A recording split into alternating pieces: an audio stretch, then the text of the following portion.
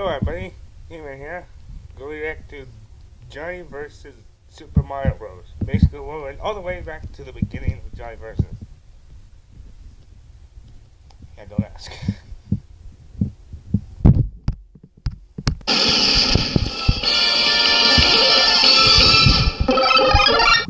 Ladies and gentlemen, it's over. I did it. No more college projects, no more financial aid bullshit, no more programs or books to buy. It's all over. With that said, there's no better way to celebrate than by focusing an entire month on one of the best video game characters of all time, Mario. That and people have been pestering me for a while now to make a month of Mario ever since I made a month of Sonic. Two of them. But let's not dawdle any longer. Ladies and gentlemen, this is Month of Mario.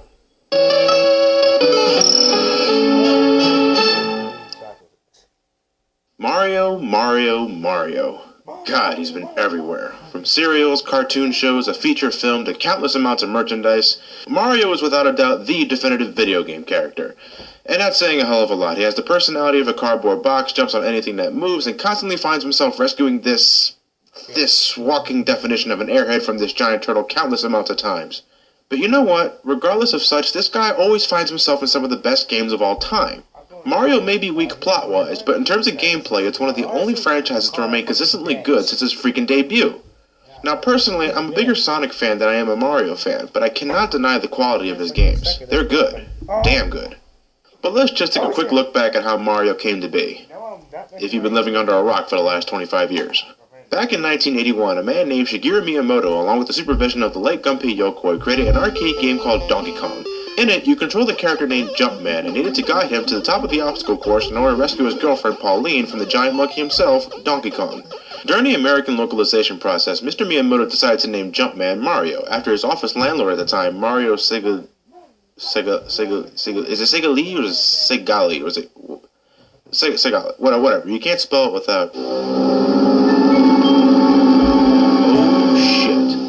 Anyway, the game was incredibly simple in design, but back then, this was considered the shit. It sold incredibly well, and just about every console at the time had a port of the game. With Donkey Kong's success, Mr. Miyamoto wanted to experiment more with Mario himself. While Donkey Kong will go on to star in other games, one in which Mario himself is a villain, Mario will go to star in the 1983 game Mario Bros. It's here that we find out that Mario is an Italian-American plumber from New York and he has a brother named Luigi. And let's just say this is probably the closest we'll ever see Mario doing anything remotely plumbing related. Unless there's some other Mario plumbing game I'm unaware of. The game was a modest success, but nothing amazing. It wasn't until 1985 when Mr. Miyamoto created Super Mario Bros. For the Famicom Disk System, or the Nintendo Entertainment System for everyone else. This is the very first game I ever played and beaten. Gone is the plumbing, instead we get a 2D side-scroller that places Mario in the fictitious Mushroom Kingdom, where a giant turtle named Bowser, or King Koopa in Japan, has kidnapped Princess Toadstool, or Princess Peach. Not only that, but he's also transformed all the kingdom's inhabitants into blocks and whatnot using his powerful black magic. Well, that black magic part is what the manual has said. Whoa. Wouldn't that mean Mario is committing murder every time he breaks a block?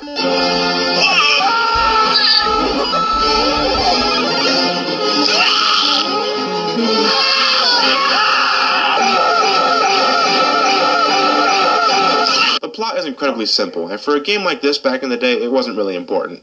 As Mario, it's up to you to travel through 8 different worlds and defeat Bowser himself in order to save the day.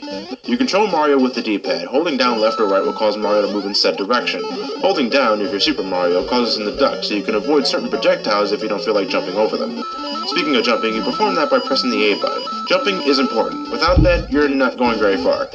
The B button allows Mario to run faster when you're moving him with the D-pad, and it also allows him to build more momentum for longer jumps, which again is very important if you plan on beating the game. I cannot stress that enough.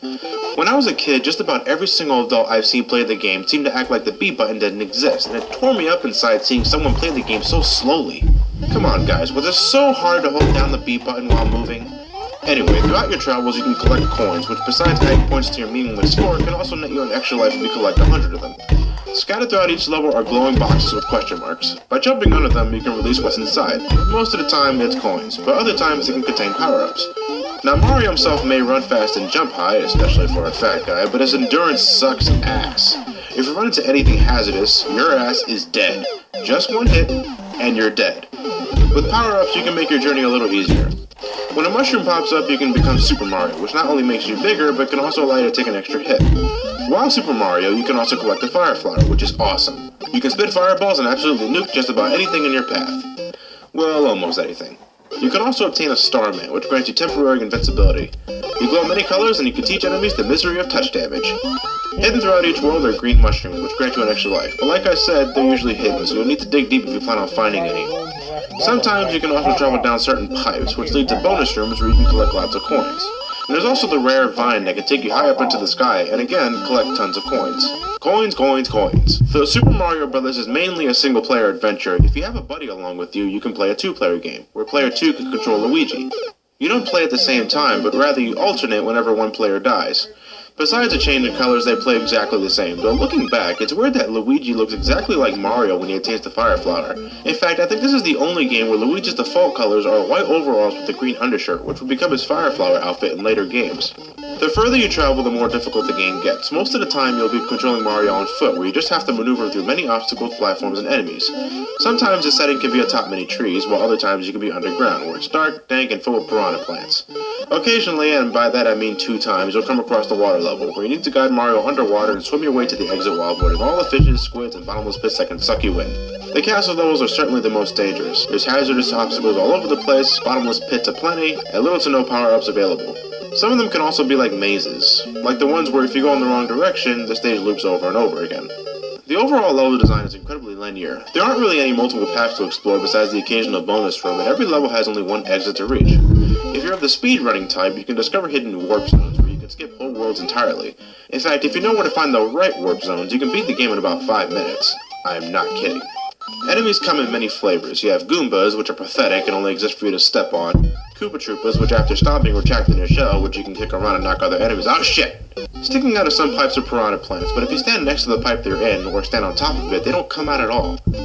Huh, it's kind of a stupid weakness if you ask me, but moving on, we also have Buzzy Beetles, which are just like Koopa Troopas, only these guys are immune to the Fire Flower. Eventually you'll come across the Keytoos, which only exist to drop spinies, which Mario can't jump on.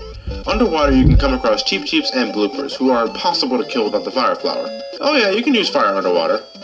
What? In a world where Fat Man can jump high, mushrooms make you big, and turtles have a vendetta against you, did you honestly think this game will be at least scientifically accurate? Last but certainly not least, we have Hammer Brothers, my most hated enemy. They jitter left and right, jump up and throw hammers, and most of the time you'll meet them in pairs. Now, they don't give me trouble all the time, but this fucker right here always gives me shit.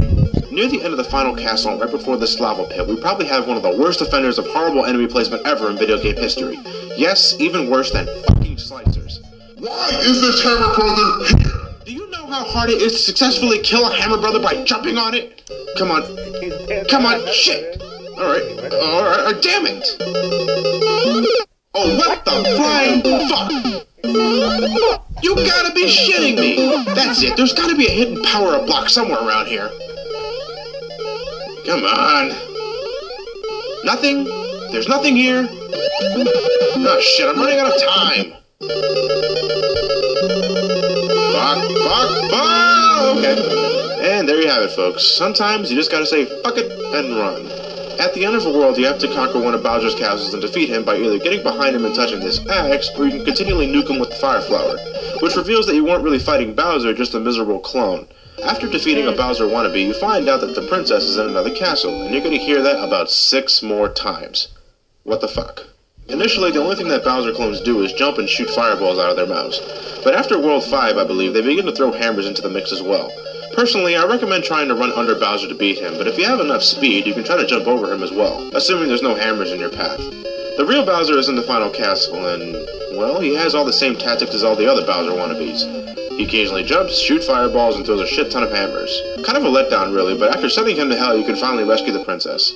She presents you a second quest, which is really just the hard mode, where Goombas are replaced with Buzzy Beetles, and both they and Koopa Troopas move a little faster. You also get a level select. That's nice. Graphically speaking, for the 80s, this game probably looked amazing for the time. The environments are bright, everything is perfectly distinguishable from one another, and it's never too hard on the eyes. Even today, I think the game still looks nice. I wouldn't say spectacular, but with the simplicity of it all, I think it aged nicely. Musically speaking, I mean, come on. Show me one person who doesn't at least know the overworld theme, and I will show you someone who is lying out of their ass. Besides the overworld theme, though, the musical pieces are incredibly short. Really short. But you know what? They never get annoying with me. I can't quite explain it, but maybe it's just my nostalgia filter kicking in. Honestly though, how many times has the overworld theme been remixed, arranged, and reused for future games? It's probably impossible to determine, but again, I never get sick of it. Koji Kondo, for making one of the catchiest tunes in video game history, I say, God damn it. Though Super Mario Bros. Has aged well, there are problems I have with the game. For one, I think the control can be a bit finicky when you're moving too fast. You see, when Mario runs at top speed, he's carrying a shit ton of momentum, so even if you let go of the D-pad, Mario will still travel a considerable amount of distance before completely stopping. Because of that, I sometimes find myself losing control during tricky jumps and fall to my death, even when I try to reposition myself with the D-pad. There's also times where the jump isn't as responsive as I liked it to be. It's really not a big deal, but when it does occur, it can get annoying. Finally, there's shit like this. And that's annoying. Super Mario Bros. Isn't a very long game. It shouldn't take you more than an hour to complete it. Being a NES game from the 80s, the difficulty may catch you off guard at times. It isn't too hard, but it certainly isn't easy either. But difficulty is usually a subjective matter, so I'll let you decide on how difficult the game is. Just play your best and you should be fine. That, or you can just use the one-up trick. Man, I love doing that. Super Mario Bros. Is one of the best-selling games of all time. Over 40 million copies sold. Damn. It used to be the best-selling game of all time, but it was toppled by Wii Sports of all games. Wii Sports? Really? No, well, but honestly, Super Mario Bros. Is one of those games that just about anybody can pick up and play. I don't know a single person, either family or friend, who hasn't played Super Mario Bros. In one way or another. If you're just getting into video games and you're looking for some place to start, try playing Super Mario Bros. Its simple premise, simple game design, and simple controls make it simple to pick up and play. There's a reason it sold a shit ton of copies, well, besides being bundled with the NES, but you get my point. With that said, I'll give it a 7.5 out of 10. Over 25 years, it's still pretty fun to play, though it isn't something I'll go out of my way to play multiple times. In fact, I can say that about a lot of Mario games, but that's for another time. Now, you may be wondering, just how on earth am I going to review all 5 classic Mario titles by the end of the month, given that I'm starting this series around the middle of April? Well, it's simple, actually. Because Mario games have next to no plot, I can go straight into the gameplay instead of having the plot summary that I usually give on my other game reviews. So with that said, next time we meet, we're going to go straight into Super Mario Bros. 2 from the NES. And by that, I mean Super Mario Bros. 2 USA, and not... I know, I really guess I should do that game, shouldn't I? I